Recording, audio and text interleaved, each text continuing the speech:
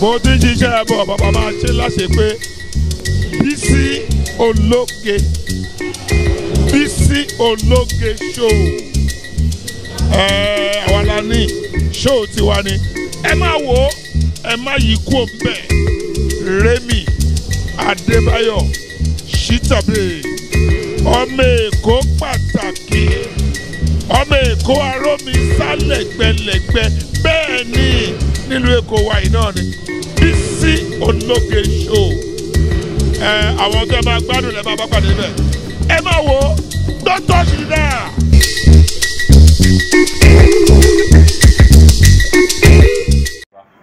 Ní kíákíá adúpẹ́ lọ́wọ́ ọ̀gá wa Ọláyọmí Kòìkì White Lion agbẹnusọ bàbá wa olóyè Sunday Adéníyì Adéyẹmọ Ìgbòho ṣá adúpẹ́ fún àwọn flag ilé tí ẹ fi ránṣẹ́ sí wa láti ìjọba ìbílẹ̀ àbíjó ní Ọ̀yọ́ Aláàfin odò Fásẹ̀kẹ̀rì mọ́dẹ̀ ọmọ àtìbà nílùú Ìlọra ní èmi wà so ó di tẹ̀wá ní ọwọ́ báyìí o so bó ti máa dé gbọ́ ọwọ́ àwọn èèyàn wa báyìí a máa pín tó máa dé ọwọ́ àwọn èèyàn wa ṣùgbọ́n a tó ń fi àsìkò yìí sọ wípé ó tó kù nìbọn rò ẹ̀dá kan tó bá fi ránṣẹ́ sí o local government mẹ́rin ni wá o so ká lè pín kó lè kárí ilé kó kárí oko mẹ́gàrálì ó ti ṣe o ajúṣe fún wa ilé ojú àbá tí a fẹ́ gbà báyìí lọ́dún yìí ni a dúró tán o àti ṣetán o no going back ni o